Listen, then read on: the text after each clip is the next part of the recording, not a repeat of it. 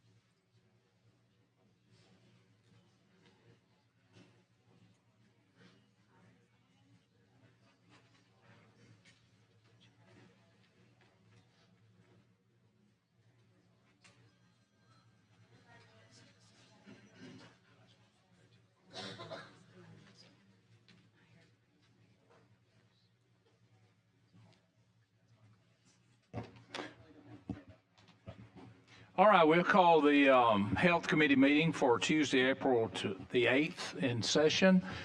Today, we have two bills. We had two long public hearings last week, three actually, only two today. We're addressing one tomorrow.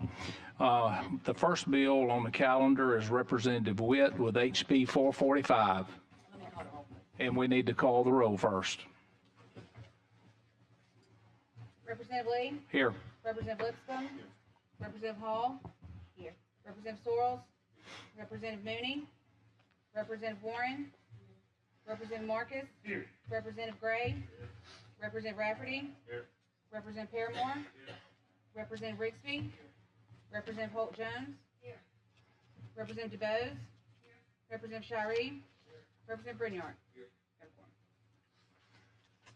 Okay.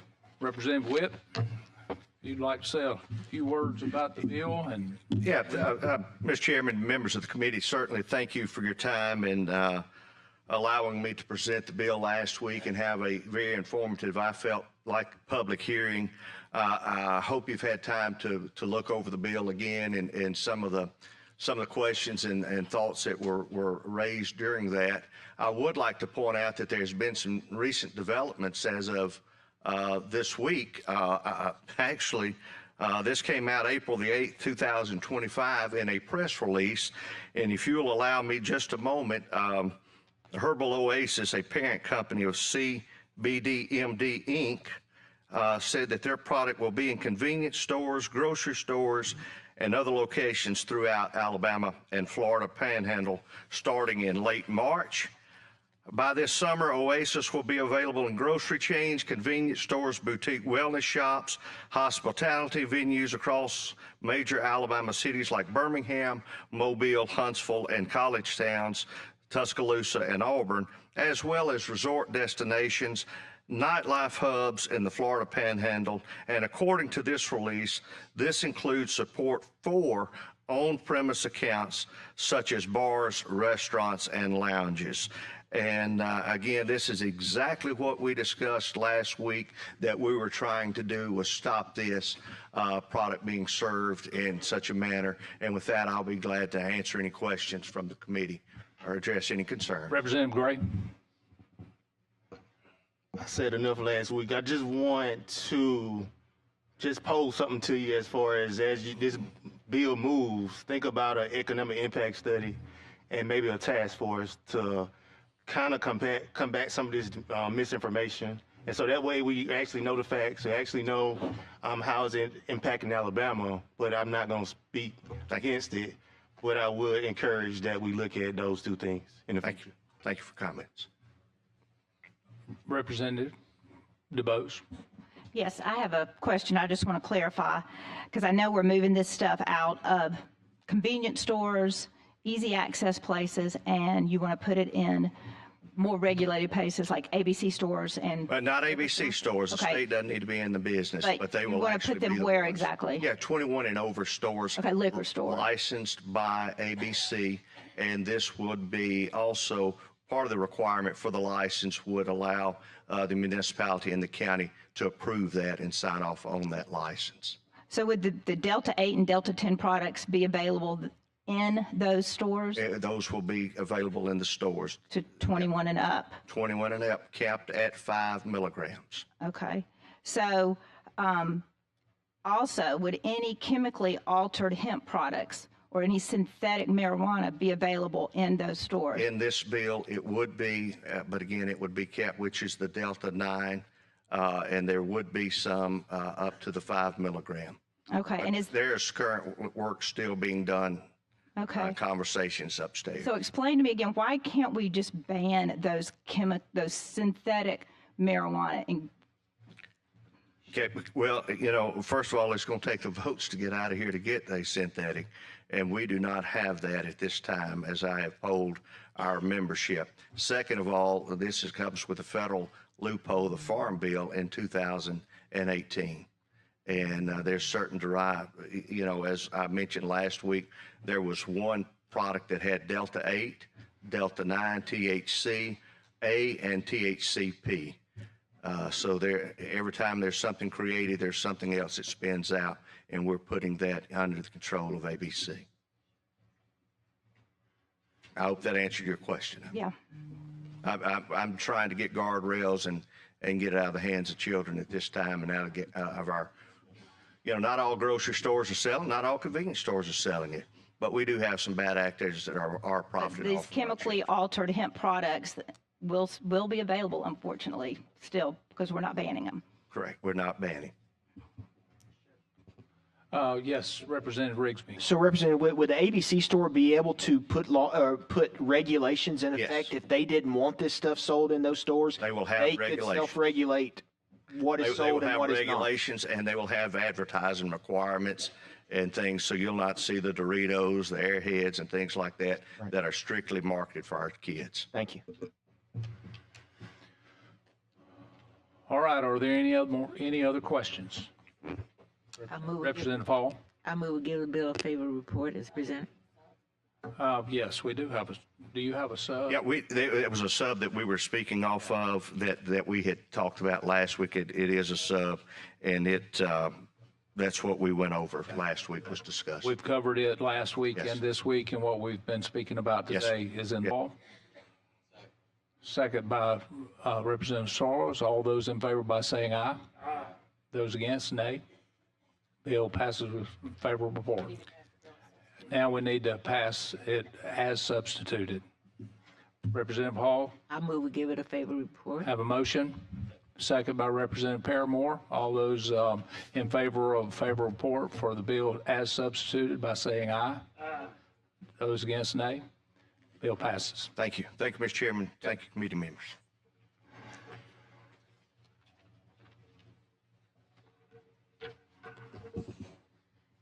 House Bill 477 by Representative Faulkner.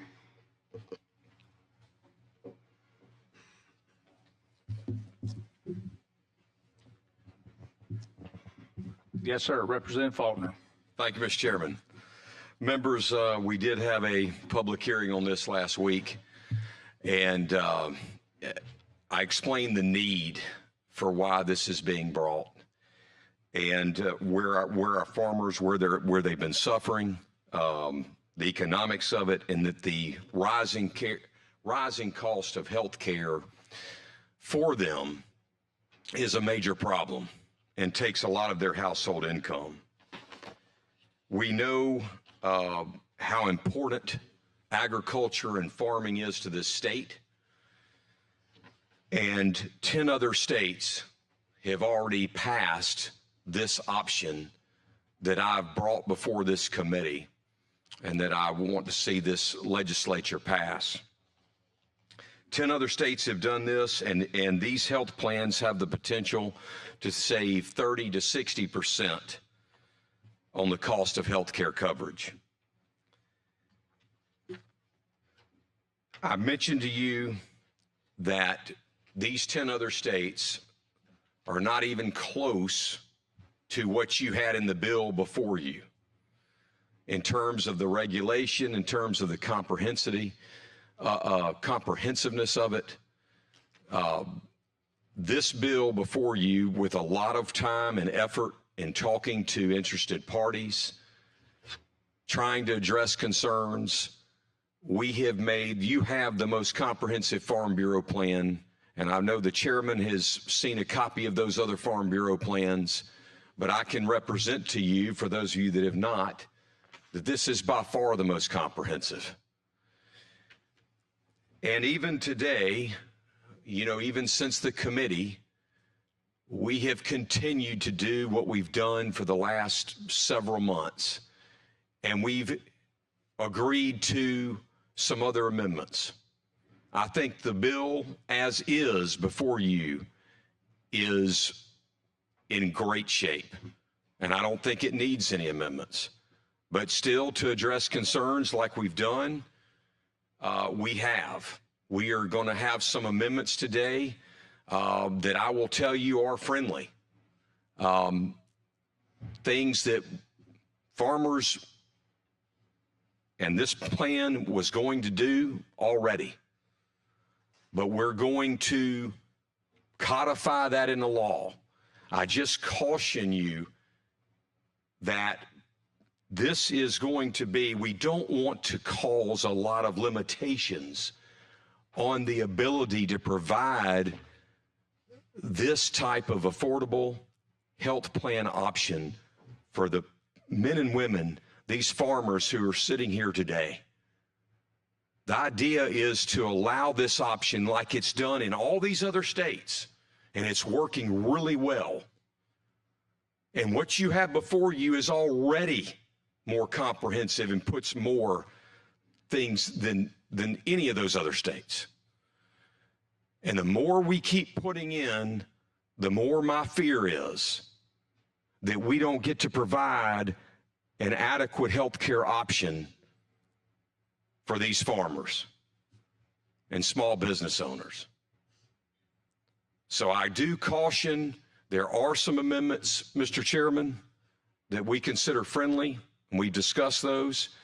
I've heard about some others. Hopefully they will not be brought, and certainly I hope won't pass. I will tell you, because I said it at the last meeting, I am trying to work with hospitals. We did take the language from 3 of their concerns, and it was in the bill. We're adjusting the language for one of those. And we've got an agreed upon amendment, I believe Representative Shirey is bringing with the hospitals. There's still a 4th concern they have that we're working on. And I will represent to you that I will continue talks with them. I'll continue talks with anybody about any concerns. I've done that for the last 6 months. I'll continue to do it. And just you can see today by these amendments that I consider friendly that we've been doing and continue to talk and address concerns. But Mr. Chairman, with that, I will not, I can go into the changes if you wanted, but I did that last time.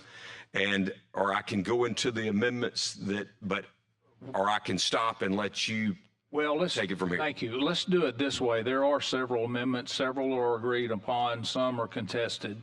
And as we get to those, I'm going to give you as much time as you need to rebuttal or whatever there is to that. We've had amendments go in the paint. The ink has just dried on 2 or 3 of them.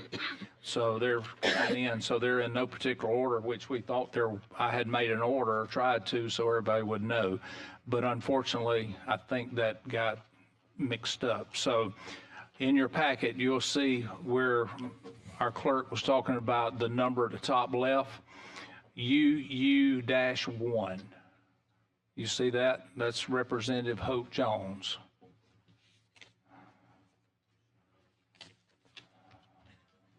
Has everybody found that one? Not yet. Okay. Francis. Last three letters. Last 3, I'm sorry. Your last 3. I have it.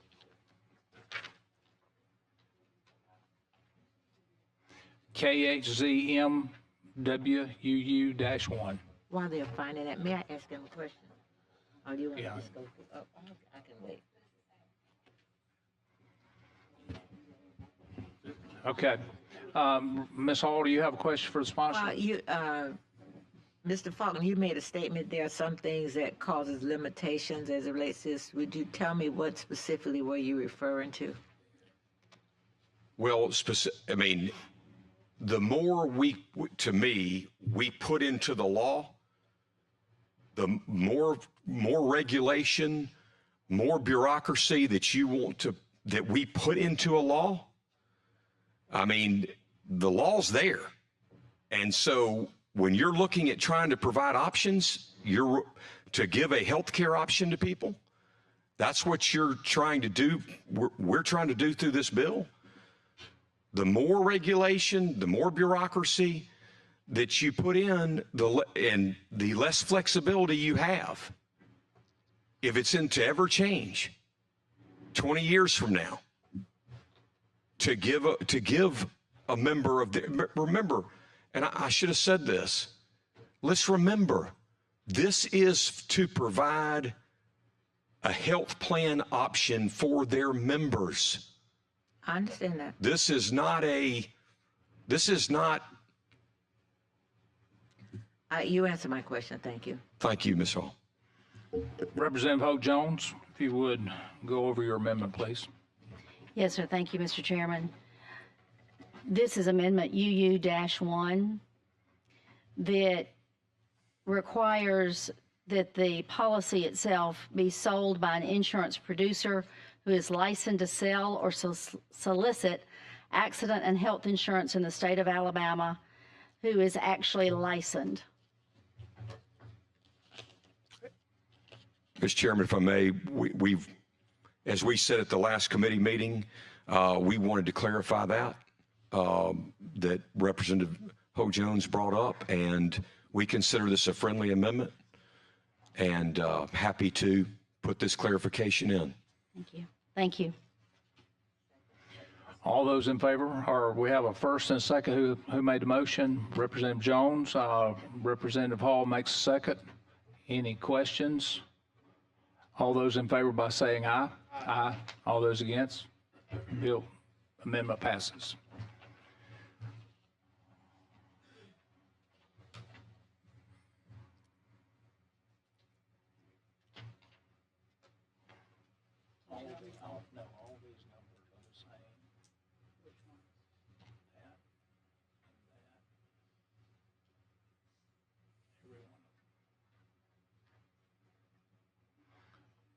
Okay, Representative Hope Jones, while we're with you, you have another one?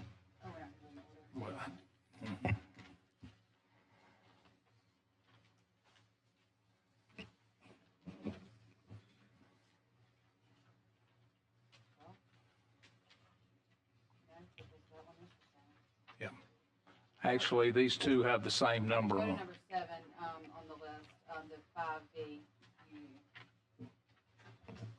Thank you, Mr. Chairman. This is UU-1. No, go to number 7 on the list. In the packet. I'm sorry. Yes, I've got it. I just read the other number out. Sorry about that. 63-1. How's that sound? Yes. Thank you. This will actually require that the health insurance benefit company shall file annually a report with the Department of Insurance no later than March 1st. The report shall include the number of individuals who are provided health benefits by the nonprofit agricultural organization. Representative? Yeah, Mr. Chairman, I do not consider that a friendly amendment. In fact, I don't know that I have that amendment. So I would not consider that friendly. I do not know what the disclosure is, what the basis is for, and why that would be required on a self-funded plan for its members. Representative DuBose? At the appropriate time, I'd like to call for a roll call vote. Okay. This just has to do with the filing, the reporting of it in lieu of an audit of any kind, just to report the number of individuals that are actually participating. It would be a good thing. It would be an advertisement thing of the number that are actually utilizing this benefit. Well, I'm not aware of why the Alpha would need to have to disclose this, and we would put that in the law. I don't know that they will be keeping a secret of the people that they insure, but in their member organization. But I do not have that amendment, and do not see a basis to put that in the law.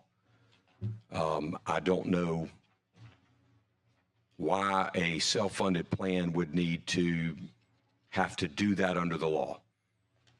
Well, And I'm happy to talk with you, of course, about that amendment, because that's not an amendment I have.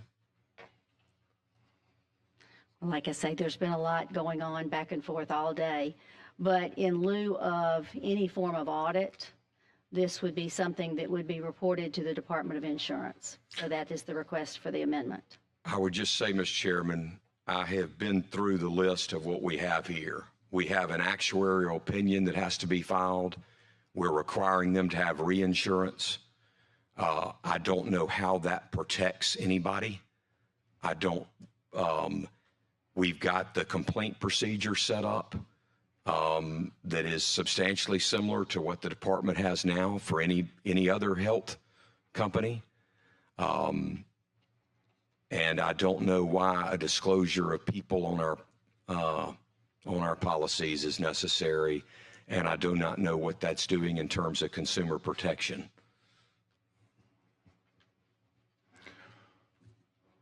Do I hear a form of a motion? Okay, we have a motion to table it. Have a second, Representative Paramore. Are you calling a roll call vote on this one, or the final vote? Okay, all those in favor to table by saying aye. Aye. Those not to table by saying nay. Okay, Bill, the amendment is tabled. All right.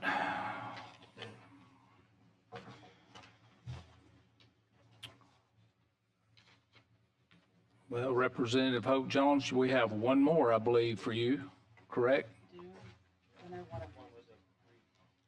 No, 5 was the same as 1. Okay. Okay, Representative Warren. Thank you, Mr. Chairman, and to Representative Faulkner. I really consider this a consumer-friendly amendment to replace line 88 through 89 on page 7 with the following. Alabama, 1975, Section 11. A nonprofit agricultural organization may not impose or amend any annual or lifetime benefit limitation or cap in any plan for health benefits unless the nonprofit agricultural organization provides notice no less than 60 days in advance of the federal open enrollment period to all health benefit plan members and all in-network care providers. And then section 12 will read as it so states, and then replace line 213 on page 8 with "This act shall become effective on June 1." Representative, So, Representative Warren, I believe this is I mentioned that been talking to hospitals on their fourth kind of major concern. This is dealing members with annual caps. We do not have annual caps in this plan. Any of the Farm Bureau plans that are administered with or affiliated with the Tennessee Farm Bureau, there is no annual cap. There is no intention for this plan to have an annual cap just because it will be partnered with Tennessee Farm Bureau. And none of those plans have caps on health benefit spending. We have been talking with hospitals. This is the fourth one that I want to continue to talk about with them, and I will do that. I commit to do that, but there is no, it's our belief that this is not necessary. I would have liked to have taken all the other friendly amendments, Mr. Chairman. we're good to those. We started off, This is friendly, it's consumer friendly.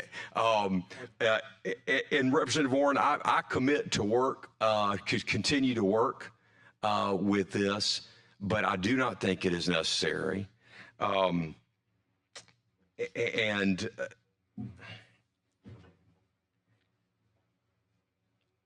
There's no plan to have caps or there to be caps, but the notification done by providers and through the TPA would be the one that has those contacts with network providers. It's not Alpha Health, it's through the TPA. And so how that can be accomplished and putting that in the law is something, again, I see as over-intrusive. We want to give hospitals assurances, and we put in, like I said, the no surprise billing, the prompt pay law, and you don't see that in the other Farm Bureau plans. This would be covering something that, in my opinion, is very unlikely to happen, and it's not necessary to deal with in the law. And that would be my position at this point. It doesn't mean I'm not willing to continue to talk and work on this. We have been working on this even today. And so I would ask for the committee not to pass this at this time. Because I do believe it's dealing with something that is highly unlikely to ever happen. Talking about, addressing notice, and the notice could be a major burden to put in the law, and for Alpha Health. I do have a question about that. What kind of major burden would that be? Well, as I understand the amendment, we do have an agreed upon amendment with hospitals that I have in front of me. Is it dealing the same as this? No, it's a different issue. One. Okay. It's a different. We'll make sure I've got about 5 copies of everything. Let's make sure I've got the right one. Yeah, it was clarifying the network issue But it requires, as I understand it, I mean, this has really been talked about today, the one Representative Warren's mentioned. So, giving, providing that notice and limiting the ability, for example, say you want to make a change in your policy for short-term products or for pharmacy, and you want to give people an option and say you can have a lower premium. Say 20 years from now, Alpha Health wants to give its members an option to where you say, we'll put in a cap. And if you take this cap, then your premium's much lower.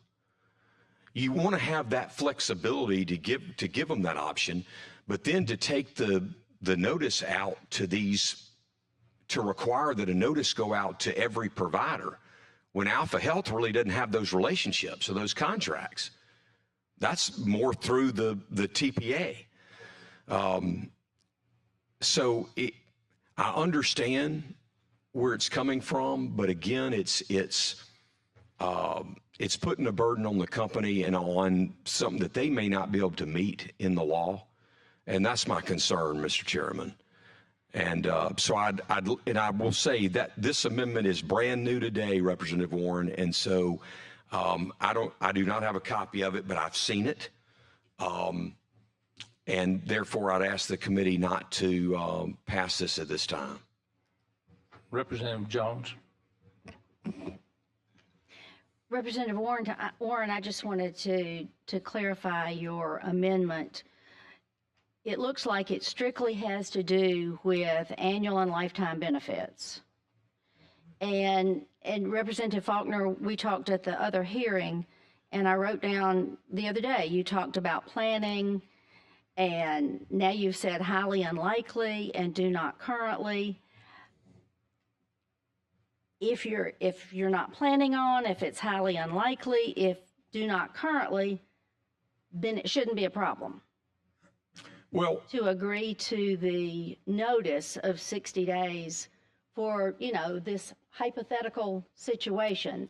That's all I think Representative Warren is asking for is the the highly unlikely possibility that this is done, that the amendment would say that they would be a 60-day notice. Is that right, Representative Warren? Right. Again, like I said, it's a consumer point. Well, to clarify, it's about annual and lifetime caps. Correct. And the language that we offered and that we're agreeable to is what is in 2 other states of the 10. And we've offered that language. And I don't have a full response. I know this is the preferred route from hospitals, but 2 other states, there's only 2 states that have addressed it. And what they did is they put in a $2 million minimum. And we will take that language. 2 other states have done it, and we would take that language. But we don't have that amendment. Well, because in talks with hospitals, as of today, that was created this afternoon. But we had previously and have re-asked the hospitals about the amendment. The only thing that addresses caps in any other Farm Bureau state is that what we're willing to take, and that was a $2 million minimum if you ever did put a cap in. Well, and Representative Faulkner, as far as my thought process would be to make the bill in the state of Alabama the best one, not necessarily identical to those other states, because we want ours the best. And it is. There again, I go back and say, there's a lot of, we're not planning on, it's highly unlikely, and do not currently. So there again, just the hypothetical, very, very slim possibility that this might be exercised, this would just be a protection, as you said, for the consumer. So I think that's what Representative Warren is just trying to do, to protect the consumer in the highly unlikely event that that might happen. And I think language like that, maybe we could talk about it being in the contract with the member. But again, I do think this is the best bill. I can tell you it's the most comprehensive, and the only two states that address it didn't do it this way. And those states have hospitals, and those states have legislatures, and the two that addressed it did it by saying a annual cap of 2 million, and the other 8 didn't address it. There's no mention of it. Now in policy, in the contracts, that's a better place for something about notice, but not in our law. I have a motion by Representative Warren, second by Representative Gray. Representative DeBose, I'm sorry, do you have a question? Okay. All those in favor of this? I've got to do the roll call. Okay. Representative Lee? Aye. Representative Lipscomb? Representative Hall? Aye. Representative Sorrells? Representative Mooney? Representative Warren? Aye. Representative Marcus? No. Representative Gray? Representative Rafferty? Representative Paramore? Representative Rigsby? Representative Holt Jones? Yes. Representative DeBose? Representative Shireen? Representative Brignyard? Fails. Motion fails. All right, next one on the list, Representative Brignyard. I believe you have one. Thank you, Mr. Chairman. Representative, I do thank you for all the work that you've done on this bill, and I know that you have made it far more detailed and comprehensive than any of these other states. And in doing that, I hope we're getting a better product for your members. And that's what I care about. I want to make sure that the people in my district are getting the best plan that they can get under this bill. So it is with that in mind that this amendment is brought. And this is 9BM1, and it replaces line 116 on page 5 with the following. Section 5A, health benefits contracts provided under this act shall not be subject to individual post-claim medical underwriting while coverage remains in effect. And no member covered under a health benefits contract provided under this act shall be subject to cancellation, non-renewal, modification, or increase in premium for reason of a medical event. I consider that a great benefit for our members, for the members. You know, there's been some fear that since this is not an insurance product, this is not under the insurance department, it's not regulated as that you could drop somebody. A young couple gets this plan, it's cheap, and then she gets pregnant. And you say, you know, we can't do this anymore. Or somebody gets cancer, and after you paid for it for 3 years, you cut them. Now, your members, you say that y'all don't do that, and you say, and I thank you for you do consider this a friendly amendment. I absolutely do. Okay. Well, I think that gives the members a great level of coverage, and it eliminates a fear that might have been there, and I appreciate what you're doing. Representative, I think this is probably the most absolute important amendment that stands in front of us today for exactly what Representative Brignyard mentioned. This was talked about last week. And I think every one of us want to go back and all our farmers and make sure that they're taken care of. And this is a major, major step. So we're grateful for that. So Representative Brignyard, you make a motion, second by Representative Rigsby. So all those in favor by saying aye. Aye. Those against, nay. Mr. Chairman, just a moment of personal comment on that. Yes, sir. I didn't think there was one needed. That's why I wanted to move forward. I know. I'll be brief. I'll be brief. All right. Don't talk yourself out of it. I hear you. Yes, sir. I just wanted to say, because I agree with your comments, And, you know, what we've said is that once you're covered on this plan, you're not going to be canceled or your premium raised based on an individual health condition. And so I just echo your comments, and that's what this, to people listening, that's what that amendment did by Representative Brinyard, and I thank you for bringing it, and I thank you, members, for those who expressed this concern to us, and happy to take that as a friendly amendment. Yes, thank you. All right, Representative Soros, you have an amendment? Yes, sir. Thank you, Mr. Chairman. This amendment is KK-1. Basically what it does is it takes the collection of the premium tax and puts it in with the Department of Insurance as opposed to the Department of Revenue. And then the Department of Revenue or Insurance would be the one that would administer to the different parties.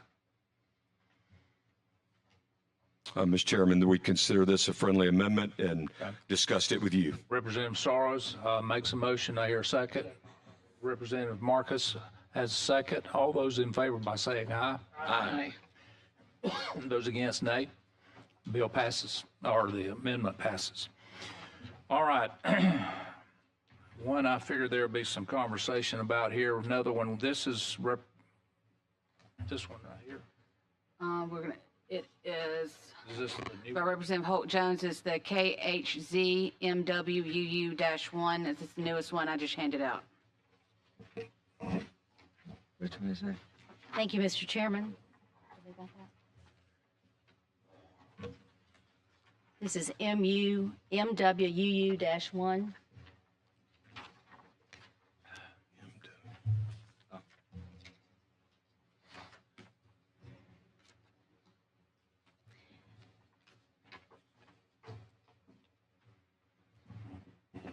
Does everybody have it located? Squared on that. Do you have it? I do not, sir. Well, this was, yeah, well, he needs a copy, please.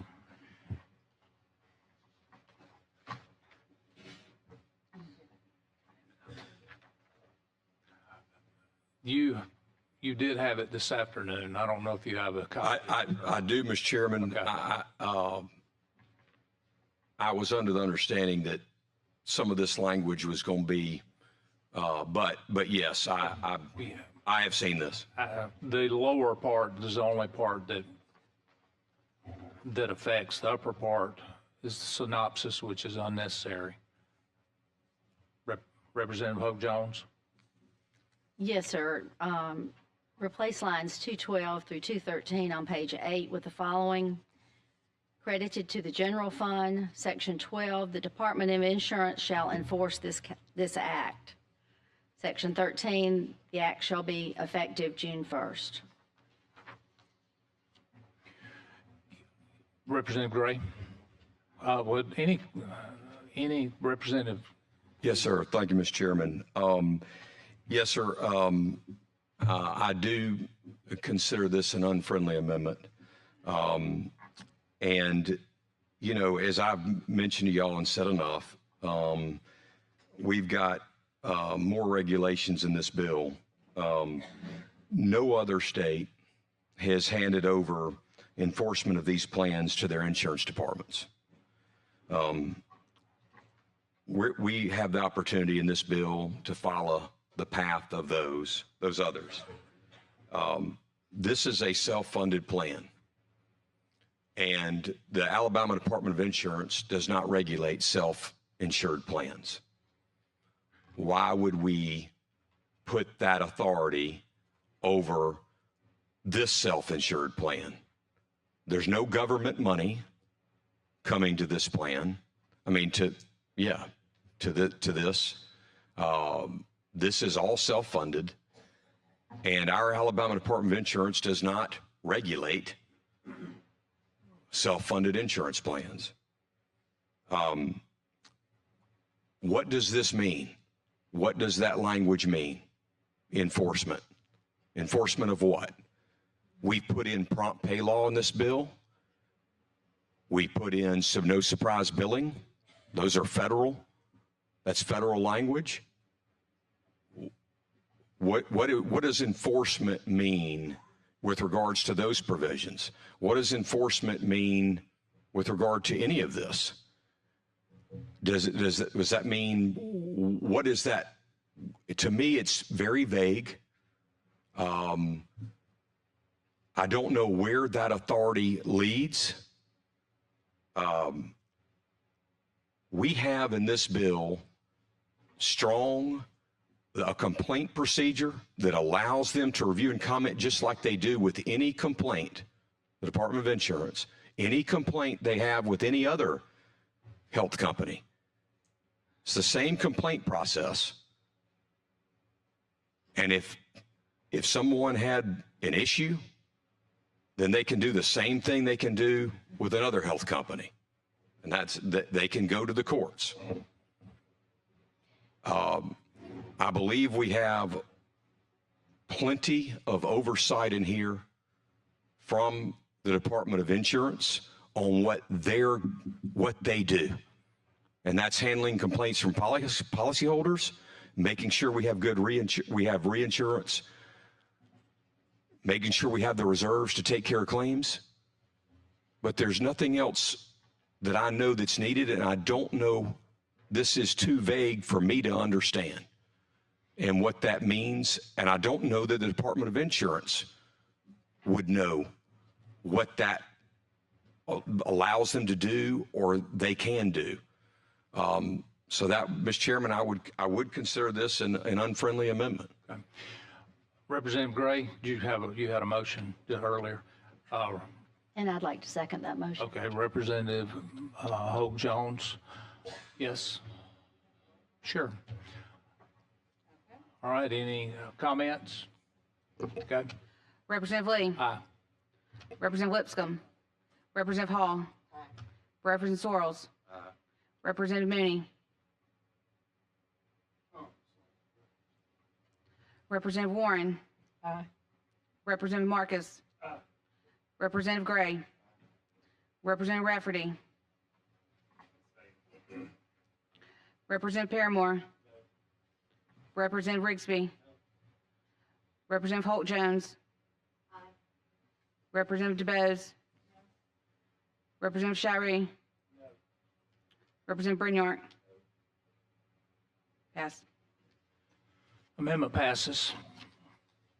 Representative Hall, you have an amendment? And comment the amendment, I wanted to know, have you had any conversation relative to pre-existing conditions in terms of your health benefit plan? Representative Hall, so the ability, and this is no secret, I mean, the ability to underwrite in these Farm Bureau plans for their members, the ability to underwrite is what allows one of the main things that allows them to offer a lower health care option. Now, they have an 85% acceptance rate in the Tennessee plan that has been in existence since 1947. 85% of the people who apply get covered.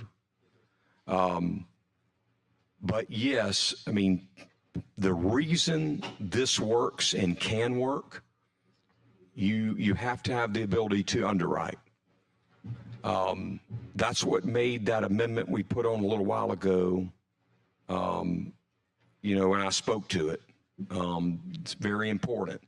But pre-existing to, if I'm assuming that's what you're talking about, if that would kill the bill and would kill this as an option for Alabama farmers and small business owners.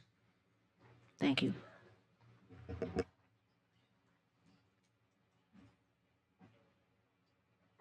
All right, we'll lay that amendment on the table.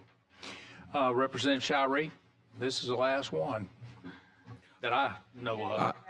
I think we have, Have one more, I'm sorry. Representative Shirey. Thank you, Mr. Chairman. This amendment is RW-1. We're going to replace lines 155 through 164 on page 6 with the following. In emergency situations where an out-of-network provider delivers emergency care, the nonprofit agricultural organization shall pay the out-of-network provider one of the following, less the enrollee's in-network cost-sharing amount. 1, the median amount of the nonprofit agriculture organization's in-network rate for a covered service, or 80% of the maximum allowable charge for any service not covered by the nonprofit agricultural organization.